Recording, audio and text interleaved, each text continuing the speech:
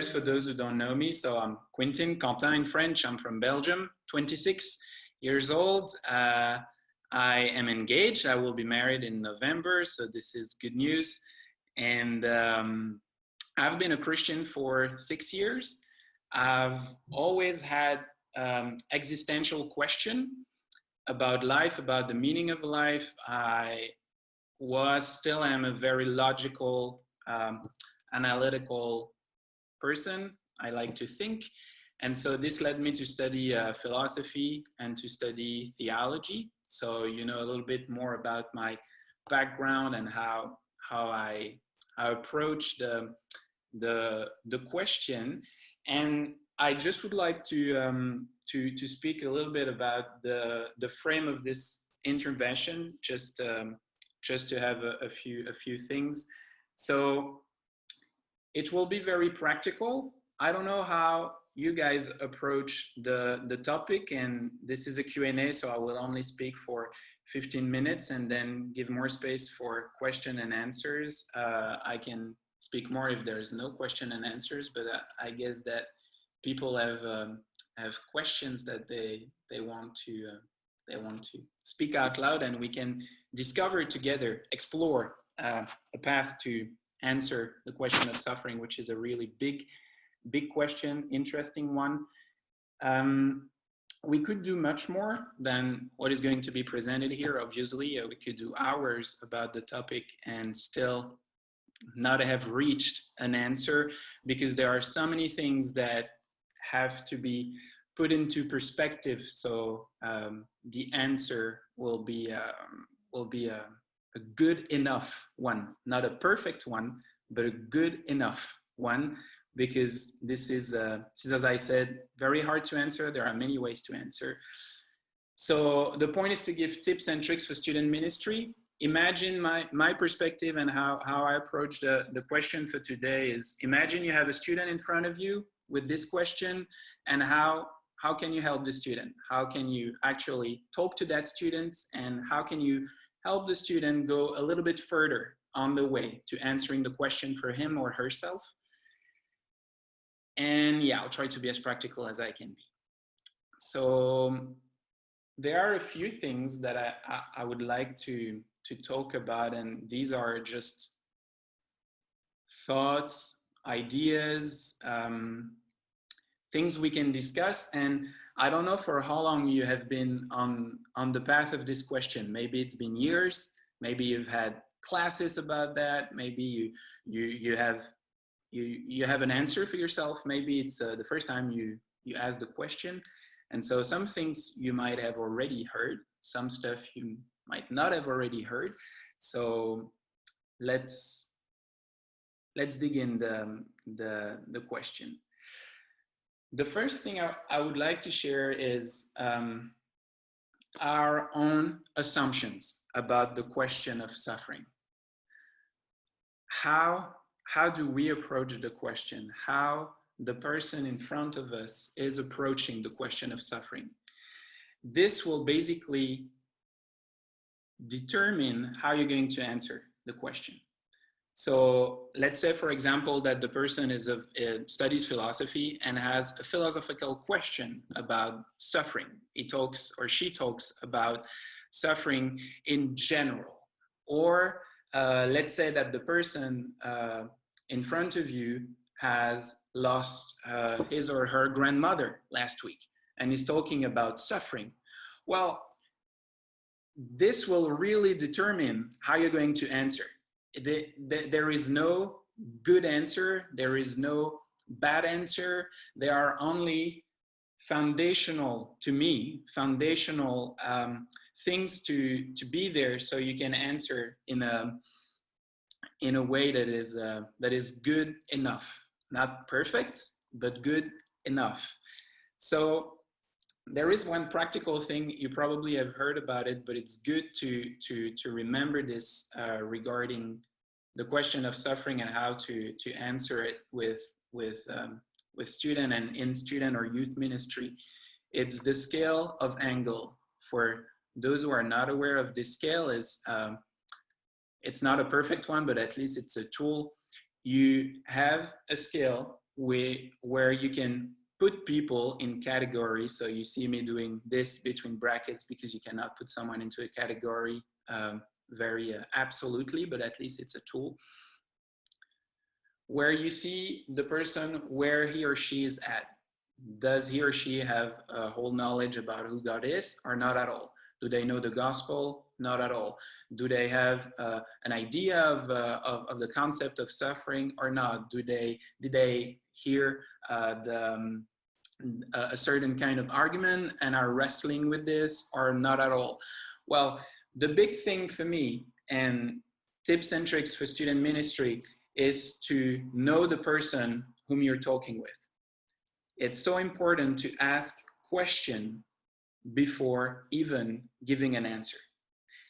It's so easy when someone is asking us a question about the topic of suffering to simply say, oh yeah, but God has a purpose for your life. Man, no, it's not that easy.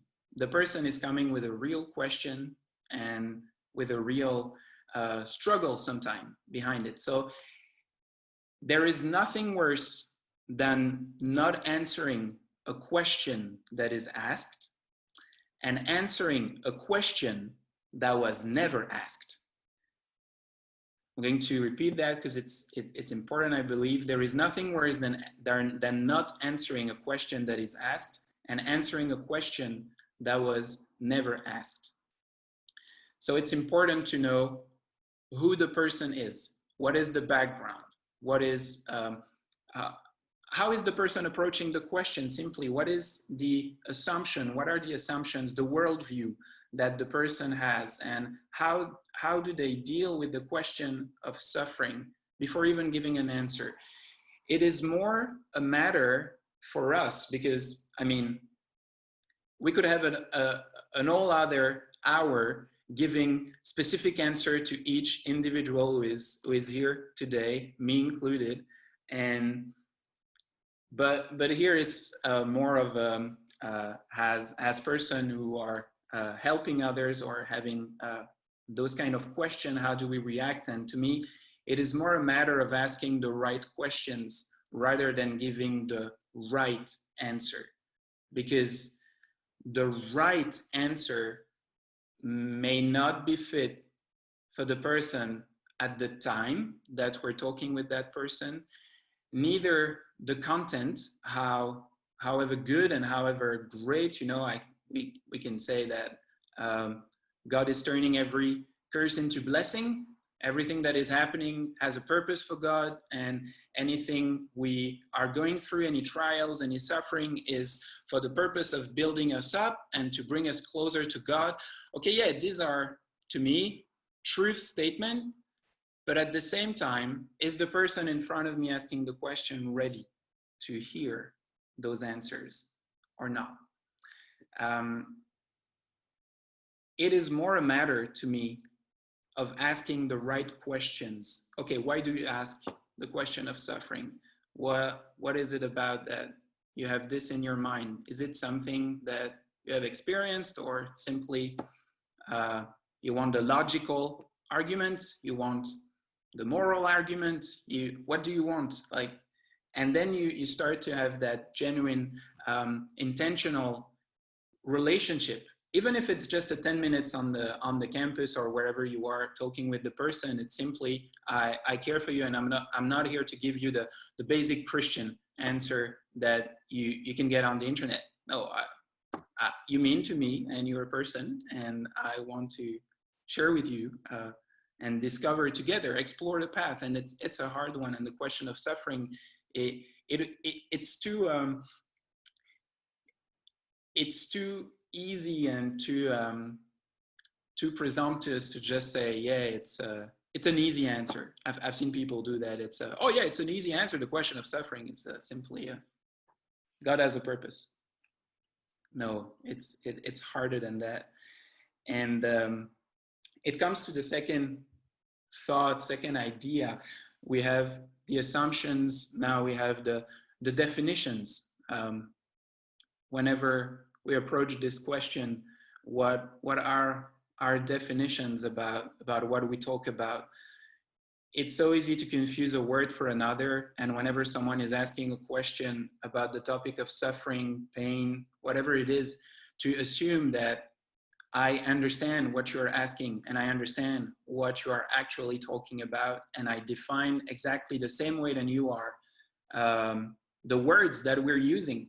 And it brings confusion, it brings frustration, it brings a whole lot of hard stuff, because the person in front of us is not understanding what we're saying. We are not understanding either what the person is saying, and therefore it is impossible. I remember the class that we had during my master, where the teacher would say, how do you share the gospel with a Buddhist? And well, you know, God has a son.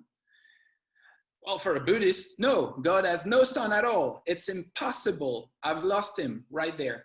I need to know. And again, is the person talking about a general suffering, like the philosophical question about suffering, or is he talking about a personal suffering? Well, you're going to answer differently. And there you can learn about all the arguments outside of this time frame. You have the logical argument, you have the moral argument, you have emotional argument, relational argument. There's all kind of answers that are possible depending on the person you have in front of you. So these are the two kind of same block of ideas, the assumptions, the definitions about the question.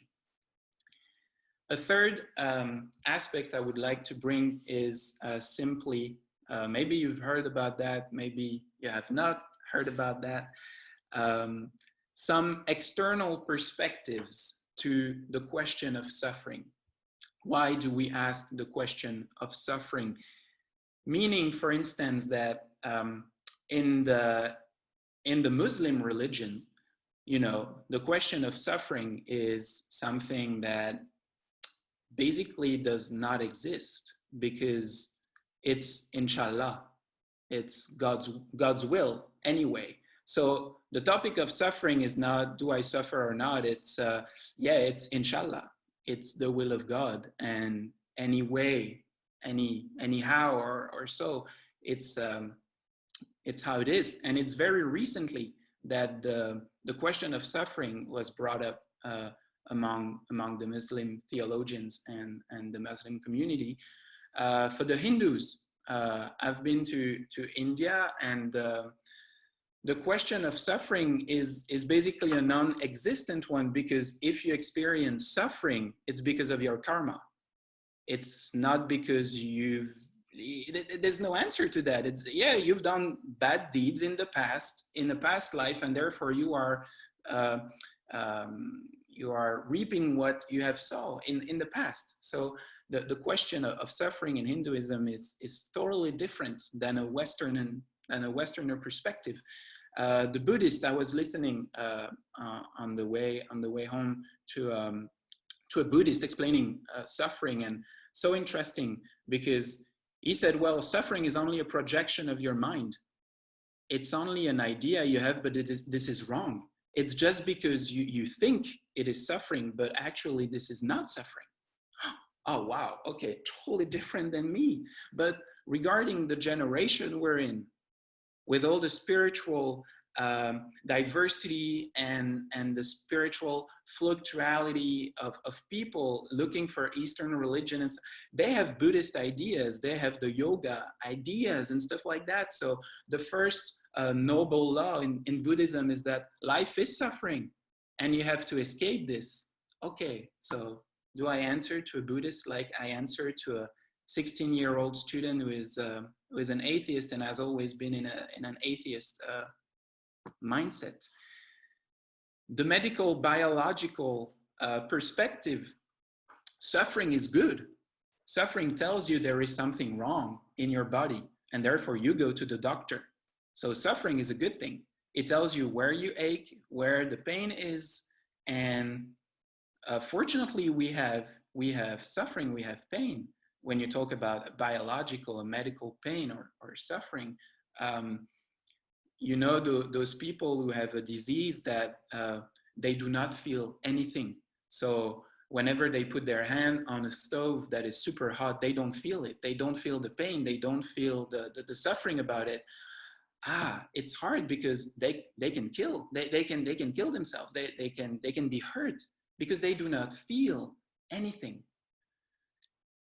You see the different perspectives about it, and when we come to a Western perspective of things in Europe or North America, or you know better your context than I do. I know mine, but not yours.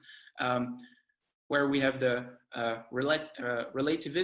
relativistic culture, and this position of more or less, depending on the situation, comfort and pleasure compared to other areas of the world. And you know, the question of suffering was raised by Westerners, by people basically who were considered to be in a place of comfort and of pleasure and peace. And so you have those perspectives to put in whenever you ask the question, and to keep in mind to me. A fourth thought area I would like just to dig in before concluding, because my time is up for the 15 minutes, so we can give space to questions and answers. And I will conclude with that, because that's my own personal journey of dealing with the question of suffering. What are our foundations to answer the big questions about life? What are the foundations? How do we answer the question? As I started my journey in Christianity 6 years ago, I was starting with the problem. I was starting with the suffering, with the pain. And therefore, the logical argument would be that as you go from causes to consequences, you arrive at some point to a roof, an answer that you have to give. And if God is the creator of all things, if God is the all-powerful creator of everything, therefore, he created suffering. This is very logical to think like this. To me, for someone who comes from a logical mindset, this was my answer to suffering. God is the creator of suffering. God is the creator, therefore, of sin.